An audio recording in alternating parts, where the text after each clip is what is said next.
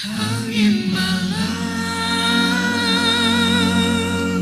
Istilah secara ilmiah istilah puber kedua itu sebenarnya tidak pernah ada secara ilmiah.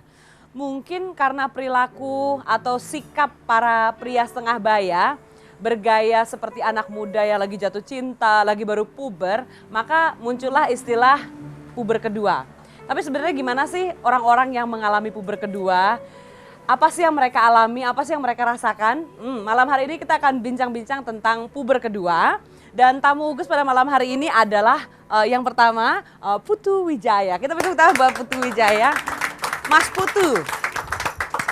Nanti Ugus pasti dimarahin sama orang-orang di Bali karena Ugus manggilnya Mas Putu.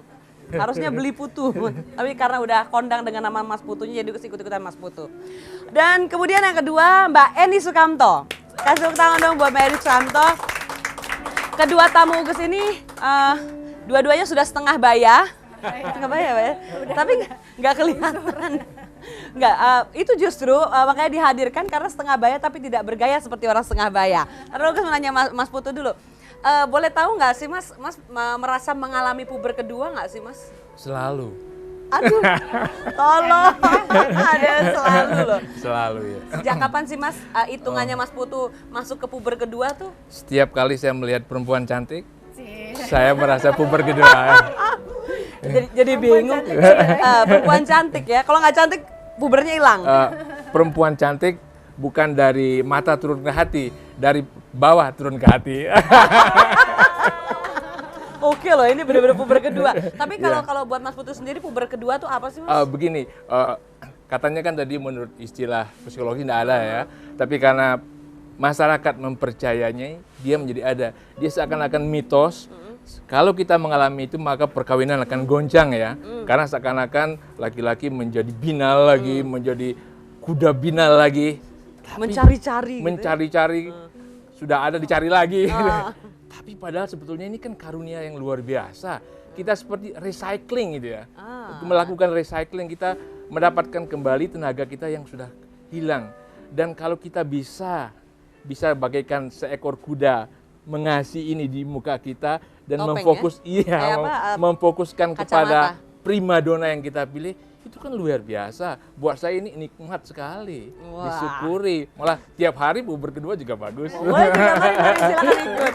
Tapi kalau Mbak Eni sendiri gimana Mbak? Ini loh, pria diwakili oleh Mas Putu di sini bilang bahwa itu satu nikmat gitu. Sementara perempuan sendiri, Mbak Eni merasa mengalami puber kedua nggak sih Mbak? Ya, dulu ya. Tapi oh dulu sih, maksudnya gimana? Nggak tahu, sekarang rada-rada mungkin karena memang karena kalau puber itu kadang-kadang saya merasakan bahwa kalau kita lebih rileks, lebih santai, lebih ini ya gitu ya, itu biasanya bisa ini timbul yang ini ya. Tapi kalau udah sehari-harian kerja terus gimana bisa nikmatin ini ya gitu. Tapi kayak Mas Putu tadi bilang bahwa apa namanya kuda binal ya Mas ya. Iya. Serem loh istilahnya kuda binal loh. Tapi ada tetapinya kan tadi Hen. Enggak, tapi itu memang kalau buat perempuan, kalau suami lagi kuda binal tadi itu emang jadi greget gitu. Iya, jadi greget. Iya. Greget maksudnya greget mau memperbaiki diri apa greget oke loh ya mau ngajak-ngajakan boleh tambahin sedikit boleh. Oke. Kalau itu puber kedua, ketiga, keempat datang, istri jadi cantik lagi loh. Bagus kalau ke istri ya. Maksud saya bisa nggak hanya ke orang lain, tapi bisa aja jadi sama suami sendiri atau sama istri sendiri ya kan. Ya. Orang selalu kan memitoskan puber tuh mesti ke sana perempuan lain. Iya, bisa dong sama kamu misalnya gitu. Kebetulan saya juga sedang puber, tapi puber pada waktunya loh. Tapi Mbak kalau boleh tahu perempuan tuh kalau ngelihat laki-laki puber ya, kalau Mbak Eni sendiri ya, kan biasanya mulainya dilihat dari penampilan kan laki-laki ya, dan laki-laki lebih lari ke biologi ya, ke biologis, kebutuhan biologis. Kalau saya sih pengalaman suami saya, kalau saya lihat kalau dia, aduh ini saya apa namanya buat umur segini perut saya gede nggak sih, perut saya kelihatan ini nggak sih, enggak masih cakep, saya kan bilang gitu kan. Wah ini dia nih, ini puber lagi nih. Oh gitu, terus langsung ya Mbak ya ketahuan kalau dia itu lagi puber gitu ya. Pokoknya kalau dia udah ya, tapi nggak tahu ya, dia kayaknya setiap hari juga kayaknya tapi emang keren terus ya si Mas itu. Jadi ya memang bagus ya, dikasih pujian loh. Bukan Huges yang puber, tapi emang cakep. Tapi Mbak boleh bener nggak sih kalau Uges bilang kalau laki-laki itu larinya ke kebutuhan biologis, kalau perempuan makanya Mbak Eni nggak begitu ngerasain karena larinya ke pengen diperhatiin, lebih ke kasih Ya, sayang mungkin gitu. lebih ke feeling ya. Memang kalau perempuan memang mungkin lebih untuk apa ya? Untuk bahwa mungkin lebih ada percaya diri lagi, lebih gimana sih kalau kita diperhatiin sama lawan jenis kita kan mau nggak mau kita jadi pengen cantik, pengen olahraga, pengen kurus, pengen langsing, pengen ya segala macam gitu ya. Berarti sekarang lagi puber dong. Oh, Puber gitu kedua ya, kalau- dong. Soalnya kayaknya Mbak Eni tuh kan nggak pernah lepas dari kecantikan. Boleh protes Iya. sedikit Iya, nggak? iya, apa? Menyebutkan kebutuhan biologis itu sepertinya najis gitu ya? Enggak. Kayaknya tuh nadanya begitu. Enggak, tak? kalau Kayak- ini Iya. enggak. Enggak. Mesti kita adakan rembukan baru Oke, bahwa itu kan sesuatu yang istimewa kan Iya, ya? betul. Itu sesuatu yang Nikmat buat Tuhan ya. suci itu ya. iya. Kalau kita manfaatkan dengan benar kan gitu. Dengan orang yang benar ya? Iya, dengan orang yang benar. Halal lah, itu benar iya. halal. Jadi buat saya Kalau nggak nafsu dengan bi- orang yang benar ya gimana? Pak. Nah, itu ada melanggar hukum-hukum yang lain kan. Saya ingin protes loh. ya, Yang mana yang orang benar, yang mana yang nggak benar iya. ya? Saya ingin ingin mengatakan bahwa sebetulnya banyak orang merasa berbicara tentang kebutuhan biologis itu seakan-akan sesuatu yang kotor itu atau Iya, berlebihan. Kalau buat saya penting sekali itu. Cinta tanpa kebutuhan biologis apa? Coba. Iya, benar, setuju, aku setuju.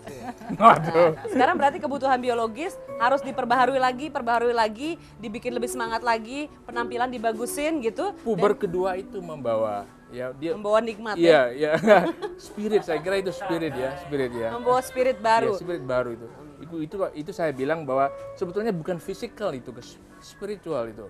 Tapi benar loh, kalau puber kedua itu biasanya karena semuanya bergairah gitu ya, itu rambut jadi tumbuh subur, kuku tuh rasanya, aduh panjangnya, Kukunya bagus ya Mbak, berarti pubernya terus bagus udah ya gitu, kayaknya. kulitnya jadi kayaknya lembab berminyak gitu. betul. Jadi memang nggak tahu ya, memang Berarti ada puber hal-hal itu yang- ngebantu kita dari dalam ya, Iya. penting juga Bikin kita awet puber. muda. Nah itu dia Ini makanya. tahun 70 begini, sekarang juga Aku begini juga jadi kenal awet sama Mas muda. Putu juga sama Iya, loh. Tenang, kami jangan saling memuji. Tenang.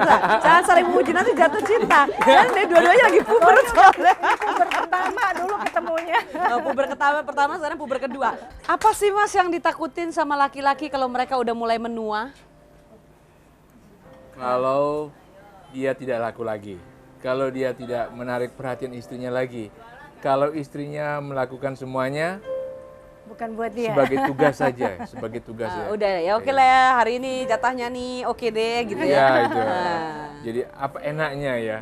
Hanya enak sendiri gitu. Jadi dan kemudian apa orang masih mempercayai dia untuk melakukan sesuatu sesuai dengan apa namanya dinamika dan kekuatannya sebelumnya gitu. Jadi apa dia sudah terlalu terlambat untuk mencapai sesuatu yang sebetulnya dia belum dapatkan sekarang ini. Gitu. Oh, itu yang ditakutin, aduh keburu tua nih, belum mencapai apa yang diinginkan. Iya, Jangan mau tua ya, Nah, bukan jangan tua. kalau cewek Mbak, perempuan yang ngelihat laki-laki udah mulai bisa nggak ngelihat ini dia kayaknya udah mulai fase itu dia udah mulai ketakutan kalau saya cantik sementara dia enggak, dia udah mulai tua, saya masih belum keriput karena saya rajin pakai eye cream segala macam gimana? Makanya pede aja dulu yang penting. Kalau perempuan sih takut tua gitu maksudnya. Apa yang ditakutin sama perempuan kalau tua gitu? Kalau tua sebenarnya nggak tahu ya, kalau kita udah ada ini dari dalam ya, inner beauty yang apalagi kalau udah puber terus, aku rasa ya nggak perlu ditakutin ya Mas ya. Iya. Agreementnya udah oke nih, nggak ada yang perlu ditakutkan tentang menjadi tua. Ya, menjadi tua ya. Iya, tapi kalau Uges boleh tanya Mbak Eni, kalau lihat laki-laki ya Mbak, mendingan milih mana? Laki-laki tua berdandan seperti orang tua, atau laki-laki tua berdandan seperti anak muda gitu? Yang kedua dong. Cari dulu. Kalau yang perempuan dia pasti pilihnya perempuan tua tapi dandannya kayak muda gitu Iya, ya. iya. Kalau perempuan rasanya yang wajar-wajar aja. Kalau memang dia udah tua ya tua yang bijaksana sih ya gitu. Boleh berjanggut gitu ya? Boleh, apa aja boleh, pokoknya bijaksana gitu. Ini kayaknya karena Yang diantar ya hari ini, jadi agak-agak. Jadi agak-agak. Nggak usah juga ngecat sih. rambut gitu ya. Masih tetap pakai gel loh Mbak di depan. Oke deh, kita mau ngajak pemirsa di rumah ngobrol atau Anda di rumah ingin ikut bincang-bincang dengan Mbak Eni atau dengan Mas Putu, silakan telepon ke 391 4603 dan untuk Anda yang berada di luar Jabotabek di 391 4605. Saya tunggu teleponnya, jadi bisa ikutan ngobrol sama kita. Tapi kalau laki-laki sendiri gimana sih Mas? Ya itu ya, itu yang saya tunggu. Kenapa cuma wanita ditanya ya? Iya, ini ditanyain kok. Apa yang diinginkan oleh seorang laki-laki kalau terhadap wanita yang sudah mulai menjadi tua ya? Saya selalu menyarankan, menggerpol, memprovok istri saya, jangan pakai dandanan seperti tante-tante. Benar-benar. Jangan benar. seperti Tante tuh yang gimana sih Mas? seperti Namanya juga ada ibu-ibu, ibu-ibu. tante. Rambutnya sasakannya Seperti ya, tinggi gitu. Seakan-akan dia hanya untuk anak. Suaminya di mana dong? Aku tetap pacar kau gitu. Meskipun kita sudah punya anak, punya segala macam, kita pacaran terus. Nah, seperti itu. Jadi jangan sampai kata ibu itu menjadi beban. Seakan-akan hubungan biologis itu tidak perlu lagi itu. Waduh, Pak, takut dong. Pernikahan mestinya tidak boleh seperti itu. Sebagai ibu, tapi kebutuhan biologis dijaga karena itu sesuatu yang sakral ya. Bagaimana Mbak? Gitu.